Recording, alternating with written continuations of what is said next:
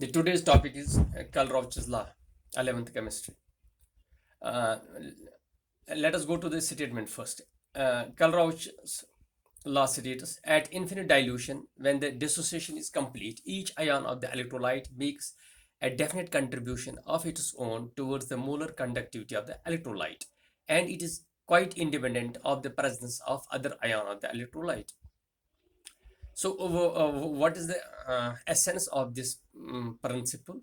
Is that before Kohlrausch or before this law, what we uh, understood is that the an ion in an electrolyte, uh, uh, the molar conductivity of the electrolyte is in fact affected by the presence of other ion in the electrolyte, and the overall molar conductivity is that of electrolyte, and it is not of the individual ions.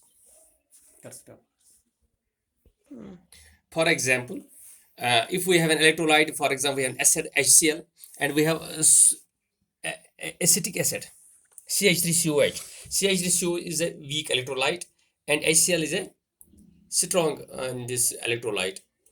What is the conductance? What is the difference? The conductivity of acetic acid is very low, and that of HCl is very high.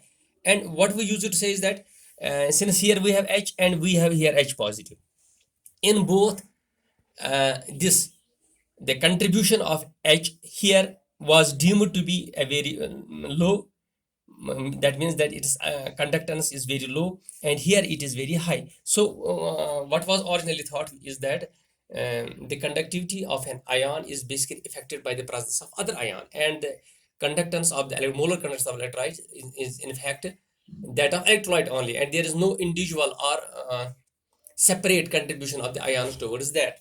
But what is new in Kohlrausch's law? He said that no, the contribution of an ion is same, whether it is in a strong electrolyte or it is in a weak electrolyte. So why do an ion like chloride has a high conductance in HCl and low conductance in acetic acid?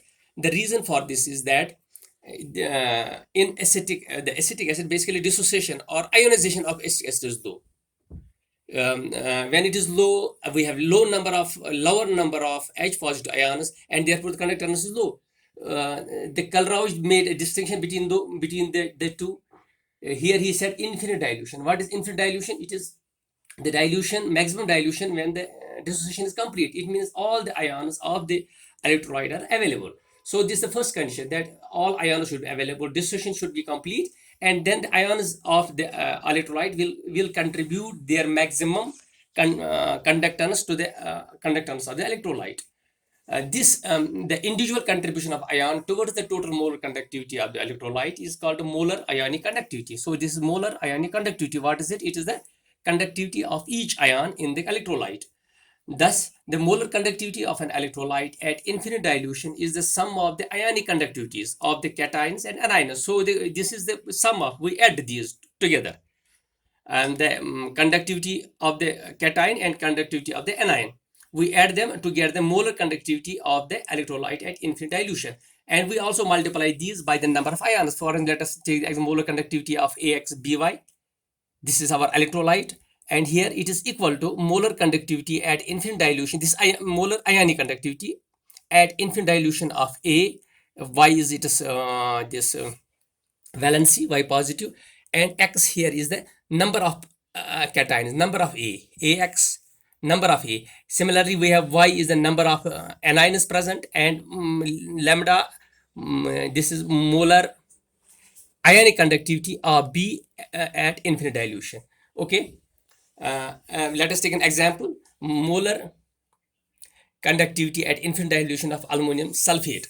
Here we have 2 aluminum cations and we have 3 sulfate anions. So what is it equal to? It is equal to twice. We have 2 ions, twice molar ionic conductivity of aluminum, 3 positive, plus 3 times molar ionic conductivity of sulfate ions. Okay. Similarly, we have equivalent conductivity. Equivalent conductivity is again equal to ionic molar conductivity, ionic conductivity of the cation plus ionic conductivity of the anion at infinite dilution. Okay.